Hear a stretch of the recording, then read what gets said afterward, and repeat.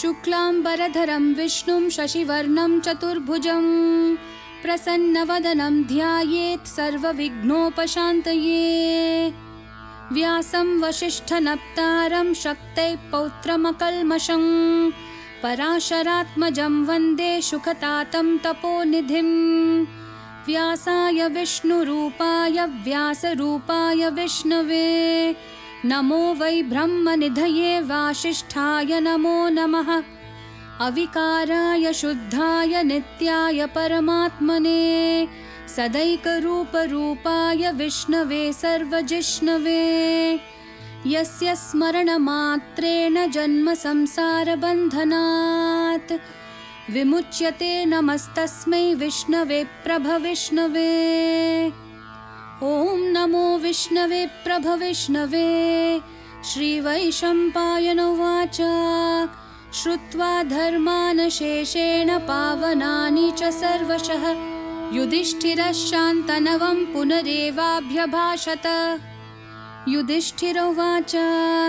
किमेकं दैवतं लोके किं वाप्येकं परायणं स्तुवन्तः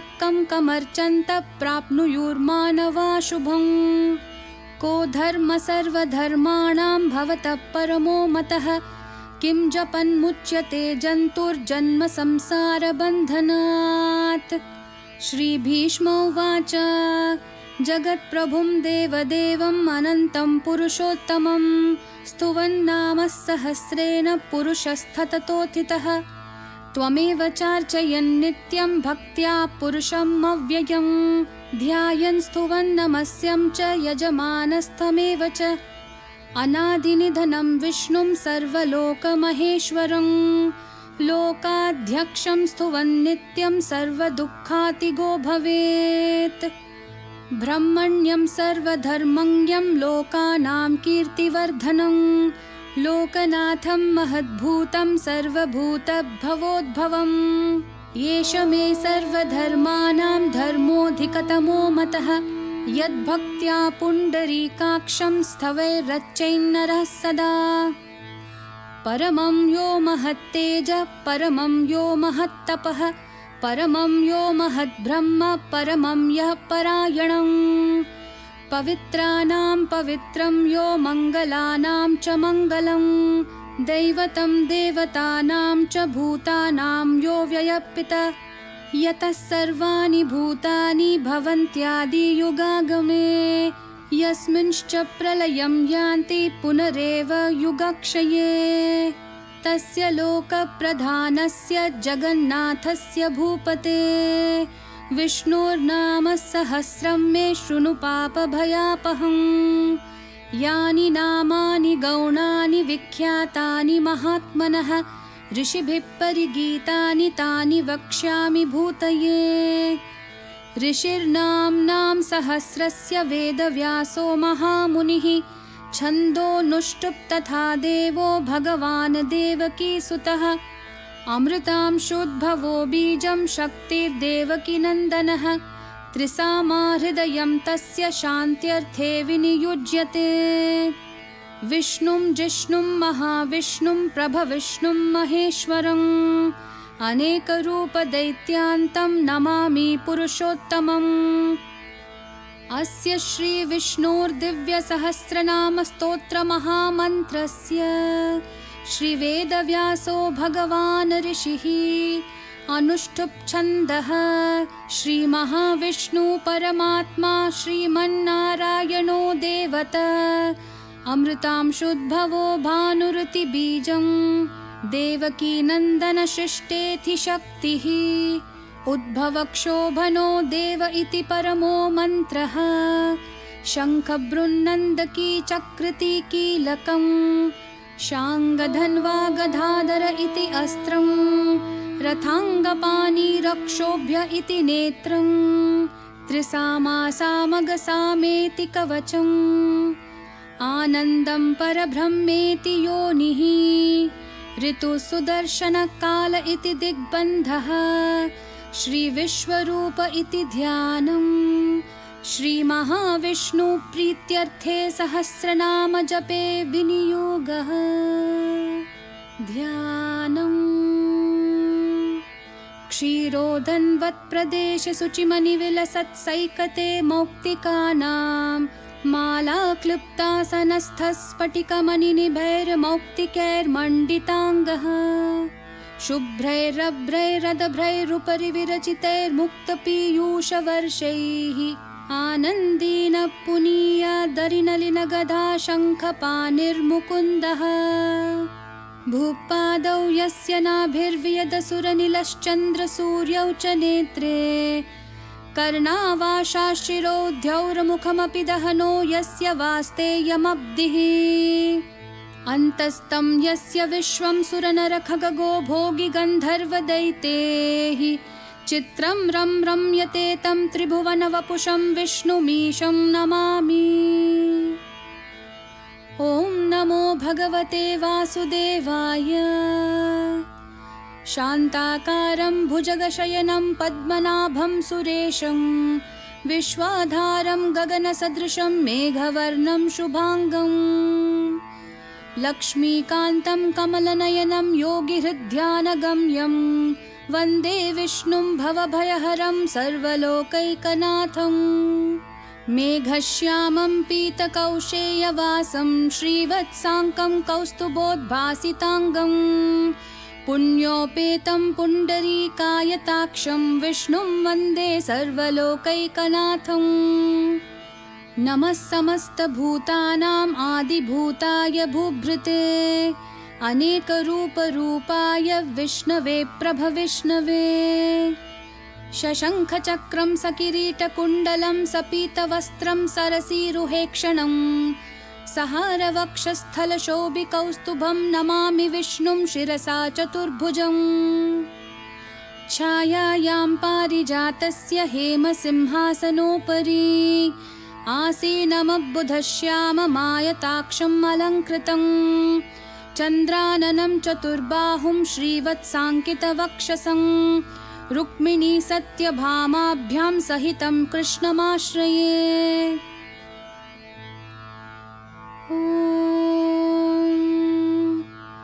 विश्वं विष्णुर्वशत्कारो भूतभव्यभवत्प्रभुः भूतकृद्भूतभृद्भावो भूतात्मा भूतभावनः पूतात्मा परमात्मा च मुक्तानां परमागतिः अव्ययः पुरुषः साक्षी क्षेत्रज्ञोऽक्षर एव च योगो योगविधां नेता प्रधानपुरुषेश्वरः नारसिंह वपुः श्रीमान् केशवः पुरुषोत्तमः सर्वः सर्वः शिवस्थाणुर्भूताधिर्निधिरव्ययः सम्भवो भावनो भर्ता प्रभवः प्रभुरीश्वरः स्वयंभूः शम्भुरादित्य पुष्कराक्षो महास्वनः अनादिनिधनो धाता विधाता धातुरुत्तमः अप्रमेयो ऋषिकेश पद्मनाभोऽमरप्रभुः विश्वकर्मा मनुस्त्वष्टा स्थविष्ठस्थविरो ध्रुवः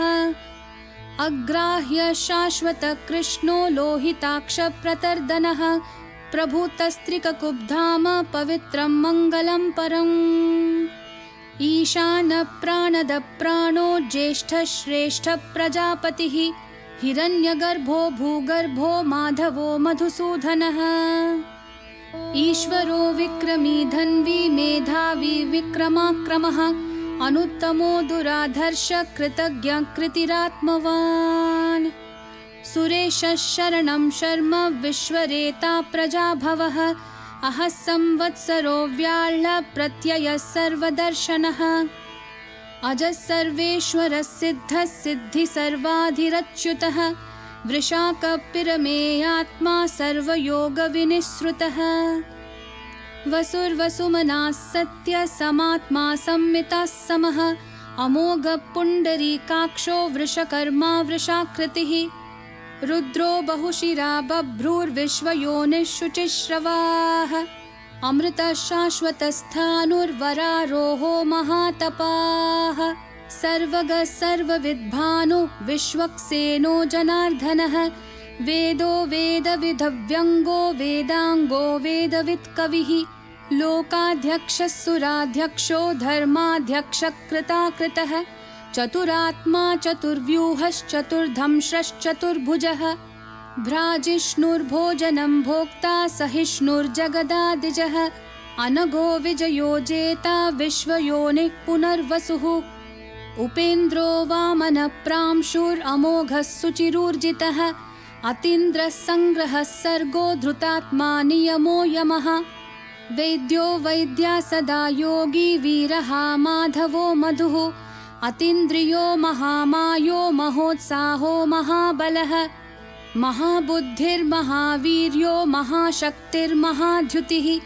अनिर्देश्य वपुः श्रीमान् अमेयात्मा महाधृदक् महेश्वासो महीभर्ता श्रीनिवासः सतां गतिः अनिरुद्धः सुरानन्दो गोविन्दो गोविदाम्पतिः मरिचिर्तमनोहंसः सुपर्णो भुजगोत्तमः हिरण्यनाभः सुतपाः पद्मनाभः प्रजापतिः अमृत्युः सर्वदृक्सिंहः सन्धाता सन्धिमान् स्थिरः अजोधुर्मर्शनः शास्ता विश्रुतात्मा सुरारिः गुरुर्गुरुतमो धाम सत्यः सत्यपराक्रमः निमिषो निमिषस्रग्वी वाचस्पतिरुदारधीः अग्रणीर्ग्रामणीः श्रीमान् न्यायो नेता समीरणः सहस्रमूर्धा विश्वात्मा सहस्राक्षः सहस्रपात् आवर्तनो निवृत्तात्मा संवृतः सम्प्रमर्दनः अहः संवर्तको वह्निरनिलोधरणीधरः सुप्रसादप्रसन्नात्मा विश्वधृग्विश्वभुग्विभुः सत्कर्ता सत्कृतः साधुर्जन्नुर्नारायणो नरः असंख्येयो प्रमेयात्मा विशिष्टः शिष्टकृच्छुचिः सिद्धार्थः सिद्धसङ्कल्पः सिद्धिदः सिद्धिसाधनः वृषा हि वृषभो विष्णुर्वृषपर्वा वृषोदरः वर्धनो वर्धमानश्च विविक्तः श्रुतिसागरः सुभुजो दुर्धरो वाग्मी महेन्द्रो वसुदो वसुः नैकरूपो बृहद्रूपः शिपिविष्ठप्रकाशनः ओजस्तेजोद्युतिधरः प्रकाशात्मा प्रतापनः ऋद्धः स्पष्टाक्षरो मन्त्रः चन्द्रांशूर्भास्करद्युतिः अमृतांशोद्भवो भानुः शशबिन्दुः सुरेश्वरः औषधं जगतः सेतुः सत्यधर्मपराक्रमः भूतभव्यभवन्नाथः पवनः पावनो नलः कामः कामकृत्कान्तः कामः कामप्रदः प्रभुः युगादिकृद्युगावर्तो नैकमायो महाशनः अदृश्यो व्यक्तरूपश्च सहस्रजिदनन्तजित् इष्टो विशिष्टशिष्टेष्ट शिखण्डी नहुषो वृषः क्रोधः क्रोधकृत्कर्ता विश्वबाहुर्महीधरः अच्युतप्रतिथः प्राणदो वासवानुजः अपान्निधिरधिष्ठानम् अप्रमतः प्रतिष्ठितः स्कन्दस्कन्दधरो धुर्यो वरदो वायुवाहनः वासुदेवो बृहद्भानुरादिदेवः पुरन्दरः अशोकस्तारनस्तारः शूरः शौरिर्जनेश्वरः अनुकूलश्शतावर्तः पद्मिपद्मनिभेक्षणः पद्मनाभोरविन्दाक्ष पद्मगर्भः शरीरभृत् महर्धिर्ऋद्धो वृद्धात्मा महाक्षो गरुडध्वजः अतुलः शरभो भीमः समयज्ञो हविर्हरिः सर्वलक्षणलक्षण्यो लक्ष्मीवान् समितिञ्जयः विक्षरो रोहितो मार्गो हेतुर्दामोदरः सहः महीधरो महाभागो वेगवानमिताशनः उद्भवः क्षोभनो देवः श्रीगर्भः परमेश्वरः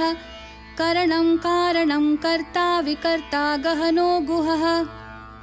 व्यवसायो व्यवस्थानः संस्थानस्थानदो ध्रुवः परर्धिः परमस्पष्टतुष्टः पुष्टक्षुभेक्षणः रामो विरामो विरतो मार्गो नेयो नयो नयः वीरशक्तिमतां श्रेष्ठो धर्मो धर्मविदुत्तमः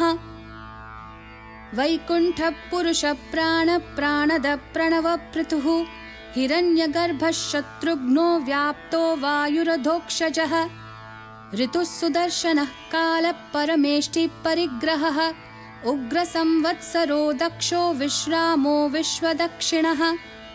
विस्तारस्थावरस्थाणु प्रमाणं बीजमव्ययम् अर्थोऽनर्थो महाकोशो महाभोगो महाधनः अनिर्विन्नस्थविष्टो भूर्धर्मयूपो महामखः नक्षत्रनेमिर्नक्षत्री क्षमः क्षामसमीहनः यज्ञयुज्यो महेजश्च क्रतुः सत्रं सताङ्गतिः सर्वदर्शी विमुक्तात्मा सर्वज्ञो ज्ञानमुत्तमम् सुव्रतः सुमुखः सूक्ष्मः सुघोषः सुखदः सुहृत् मनोहरो जितक्रोधो वीरबाहुर्विदारणः स्वापनस्ववशो व्यापी नैकात्मा नैककर्मकृत् वत्सरो वत्सलो वत्सी रत्नगर्भो धनेश्वरः धर्मगुप्धर्मकृद्धर्मी सदसच्छरमक्षरम् अविज्ञाता सहस्रांशूर्विधाता कृतलक्षणः गभस्तिनेमि सत्त्वस्थः सिंहो भूतमहेश्वरः आदिदेवो महादेवो देवेशो देवभृद्गुरुः उत्तरो गोपतिर्गोप्ता ज्ञानगम्यः पुरातनः शरीरभूतभृद्भोक्ता कपीन्द्रो भूरि दक्षिणः सोमपोमृतपः सोमः पुरुजित्पुरुसत्तमः विनयोजयः सत्यसन्धो दाशार्हः सात्वतां पतिः जीवो विनयिता साक्षी मुकुन्दोमितविक्रमः अम्भो निधिरनन्तात्मा महोदधिशयोऽन्तकः अजो महार्हस्वाभाव्यो जितामित्रप्रमोदनः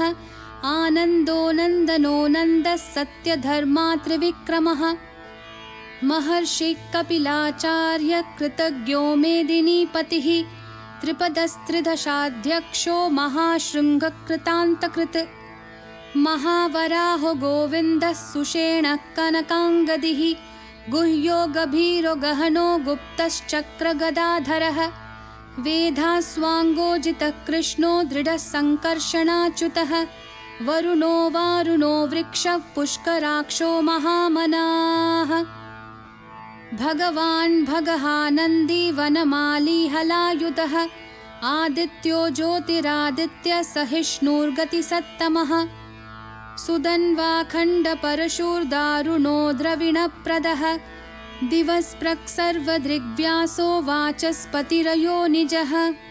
त्रिसामः सामगः सामन्निर्वाणं भेषजम्भिषक् सन्न्यासकृच्छमः शान्तो निष्ठः शान्तिपरायणम् शुभाङ्गः शान्तिदस्सृष्टा कुमुदः कुवलेशयः गोहितो गोपतिर्गोप्ता वृषभाक्षो वृषप्रियः अनिवर्ती निवृत्तात्मा संक्षेप्ताक्षेमकृच्छिवः श्रीवत्सवक्षा श्रीवासः श्रीपतिः श्रीमतांवरः श्रीधः श्रीशः श्रीनिवासः श्रीनिधि श्रीविभावनः श्रीधरः श्रीकरः श्रेयः श्रीमान् लोकत्रयाश्रयः स्वक्षः सङ्घः शतानन्दो नन्दिर्ज्योतिर्गणेश्वरः विजितात्मा विधेयात्मा सत्कीर्तिश्छिन्नसंशयः उदीर्णः सर्वतश्चक्षुरनीशः शाश्वतस्थिरः भूषयो भूषणो भूतिर्विशोकः शोकनाशनः अर्चिष्मान्नर्चितः कुम्भो विशुद्धात्मा विशोधनः अनिरुद्धो प्रतिरथः प्रद्युम्नामितविक्रमः कालनेमी निहावीरः शौरिः शूरजनेश्वरः त्रिलोकात्मा त्रिलोकेशः केशवः केशिहा हरिः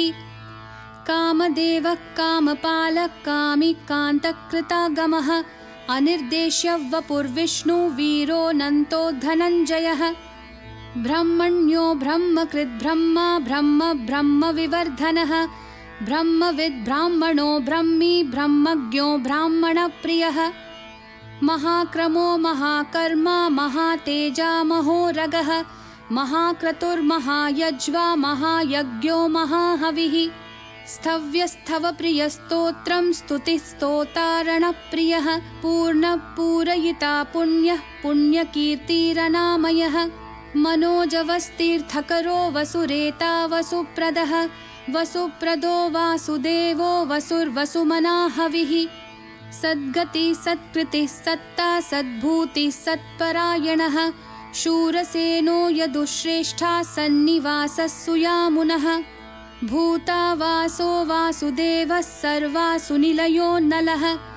दर्पः दर्पदो दृप्तो दुर्धरोऽथा पराजितः विश्वमूर्तिर्महामूर्तिर्दीप्तमूर्तिरमूर्तिमान् अनेकमूर्तिरव्यक्तः शतमूर्तिः शताननः एको नैकः सवक्कं किं यत्तत्पदमनुत्तमं लोकबन्धुर्लोकनाथो माधवो भक्तवत्सलः सुवर्णवर्णो हेमाङ्गो वराङ्गश्चन्दनाङ्गदी वीरः विषमः शून्यो घृताशीरचलश्चलः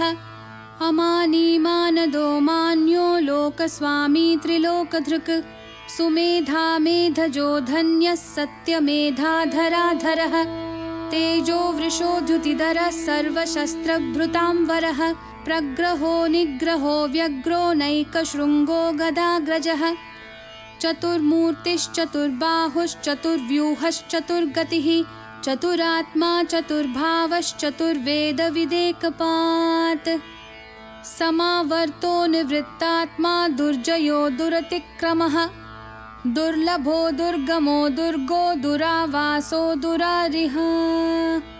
शुभांगो लोकसारङ्गः सुतन्तुस्तन्तुवर्धनः इन्द्रकर्मा महाकर्मा कृतकर्मा कृतागमः उद्भवः सुन्दरः सुन्दो रत्ननाभः सुलोचनः अर्को वाजस्सनः शृङ्गी जयन्तः सर्वविजयी सुवर्णबिन्दुरक्षोभ्यः सर्ववागीश्वरेश्वरः महाह्रदो महागर्तो महाभूतो महानिधिः कुमुदः कुन्दरः कुन्दः पर्जन्यः पावनो निलः अमृताशोऽमृतवपुः सर्वज्ञः सर्वतोमुखः सुलभः सुव्रतः सिद्धः शत्रुजिच्छत्रुतापनः न्यग्रोधोदुम्बराश्वत्थः चाणुरान्ध्रनिषूदनः सहस्रार्चिः सप्तजिह्वः सप्तैदाः सप्तवाहनः अमूर्तिरनघोचिन्त्यो भयकृद्भयनाशनः अनुर्बृहत्कृशस्थूलो गुणभृन्निर्गुणो महान् अधृतस्वधृतस्वास्य प्राग्वंशो वंशवर्धनः भारभृत्कथितो योगी योगिशः सर्वकामदः आश्रमश्रमणक्षामः सुपर्णो वायुवाहनः धनुर्धरो धनुर्वेदो दण्डो दमयिता दमः अपराजितः सर्वसहो नियन्ता नियमो यमः सत्त्ववान् सात्विकः सत्यः सत्यधर्मपरायणः अभिप्रायप्रियार्होर्हः प्रियकृत्प्रीतिवर्धनः विहाय सगतिर्ज्योतिः सुरुचिर्हुतभुग्विभुः रविर्विरोचनः सूर्यः सविता रविलोचनः अनन्तो हुतभुग्भोक्ता सुखदो नैकजोऽग्रजः अनिर्विण्णः सदामर्षि लोकाधिष्ठानमद्भुतः सनातनतमः कपिलः कपिरव्ययः स्वस्तिदः स्वस्तिकृत् स्वस्ति स्वस्तिभुक् स्वस्ति दक्षिणः अरौद्रकुण्डलीचक्री विक्रमयूर्जितशासनः शब्दातिगः शब्दसः शिशिरः शर्वरीकरः अक्रूरपेशलो दक्षो दक्षिणक्षमिनां वरः विद्वत्तमो वीतभयपुण्यश्रवणकीर्तनः उत्तारणो दुष्कृतिः पुण्यदुःस्वप्ननाशनः वीरः रक्षणः सन्तो जीवनः पर्यवस्थितः अनन्तरूपोऽनन्तश्रीर्जितमन्युर्भयापहः चतुरश्रो गभीरात्मा विदिशो व्यादिशोऽधिशः अनादिर्भूर्भुवो लक्ष्मी सुवीरो रुचिराङ्गदः जननो जनजन्मादिः भीमो भीमपराक्रमः आधारनिलयो धाता पुष्पहासप्रजागरः ऊर्ध्वगः सत्पथाचारः प्राणदः प्रणवः पणः प्रमाणं प्राणनिलय प्राणभृत् प्राणजीवनः तत्त्वं तत्त्वविदेकात्मा जन्म मृत्युजरातिगः भूर्भुवः स्वस्तरुस्तारः सविता प्रपितामहः यज्ञो यज्ञपतिर्यज्वा यज्ञाङ्गो यज्ञवाहनः यज्ञभृद्यज्ञकृद्यग्नि यज्ञभुग्यज्ञसाधनः यज्ञान्तकृद्यज्ञगुह्यं मन्नमन्नादयेव च आत्मयोनि स्वयं जातो वैखानः सामगायनः देवकीनन्दनः स्रष्टा क्षितीशः पापनाशनः शङ्खबृन्नन्दकी चक्री शाङ्खधन्वा गदाधरः रथाङ्गपानिरक्षोभ्यः सर्वप्रहरणायुधः सर्वप्रहरणायुध ॐ नमः इति वनमाली गदीशाङ्गी शङ्खी चक्री च नन्दकी श्रीमान् नारायणो विष्णुर्वासुदेवोऽभिरक्षतु वनमाली गदीशाङ्गी शङ्खी चक्री च नन्दकी श्रीमान् नारायणो विष्णुर्वासुदेवोऽभिरक्षतु वनमाली गदीशाङ्गी शङ्खी चक्री च नन्दकी श्रीमान् नारायणो विष्णुर्वासुदेवोऽभिरक्षतु इतिदं कीर्तनीयस्य केशवस्य महात्मनः नाम्नां सहस्रं दिव्यानाम् अशेषेण प्रकीर्तितम् य इदं शृणुयान्नित्यं यश्चापि परिकीर्तयेत् नाशुभं प्राप्नुयात् किञ्चित् सोमुत्रेह च मानवः वेदान्तगो ब्राह्मणः स्यात् क्षत्रियो विजयी भवेत् वैश्यो धनसमृद्धः स्यात् शूद्रः सुखमवाप्नुयात् धर्मार्थी प्राप्नुयात् धर्ममर्थार्थी चार्थमाप्नुयात् कामानवाप्नुयात् कामी प्रजार्थी चाप्नुयात् प्रजाम् भक्तिमान् यः सदोत्थाय शुचिस्तद्गतमानसः सहस्रं वासुदेवस्य नाम्नामेतत् प्रकीर्तयेत् यशः प्राप्नोति विपुलं याति प्राधान्यमेव च अचलां श्रियमाप्नोति श्रेयः प्राप्नोत्यनुत्तमम् न भयं क्वचिदाप्नोति वीर्यं तेजश्च विन्दति भवत्यरोगोऽद्युतिमान् बलरूपगुणान्वितः रोगार्तो मुच्यते रोगात् बद्धो मुच्येत बन्धनात् भयान्मुच्येत भीतस्तु मुच्येतापन्न आपदः दुर्गान्यतितरत्याशु पुरुषः पुरुषोत्तमम् स्तुवन्नाम सहस्रेण नित्यं भक्तिसमन्वितः वासुदेवाश्रयो मर्त्यो वासुदेवपरायणः सर्वपापविशुद्धात्मा याति ब्रह्म सनातनम् न वासुदेवभक्तानाम् अशुभं विद्यते क्वचित् जन्म मृत्युजरा व्याधि भयं नैवोपजायते इमं स्तवमधीयानः श्रद्धा भक्तिसमन्वितः युज्येतात्मा सुखक्षान्ति श्रीधृति स्मृतिकीर्तिभिः न क्रोधो न च मात्सर्यं न लोभो न शुभामतिः भवन्ति कृतपुण्यानां भक्तानां पुरुषोत्तमे द्यौः स चन्द्रार्कनक्षत्राखं दिशो भूर्महोदधिः वासुदेवस्य वीर्येण विधृतानि महात्मनः ससुरासुरगन्धर्वं स यक्षोरगराक्षसं जगद्वशे वर्ततेदं कृष्णस्य सचराचरम् इन्द्रियाणि मनोबुद्धिः सत्यं तेजोबलं धृतिः वासुदेवात्मकान्याहुः क्षेत्रं क्षेत्रज्ञ एव च सर्वागमानमाचारः प्रथमं परिकल्पते आचारप्रभवो धर्मो धर्मस्य प्रभुरच्युतः ऋषयः पितरो देवा महाभूतानि धातवः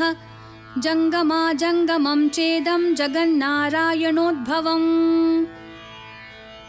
योगो ज्ञानं तथा साङ्ख्यं विद्या शिल्पादिकर्म च वेदाशास्त्राणि विज्ञानमेतत् सर्वं जनार्दनात्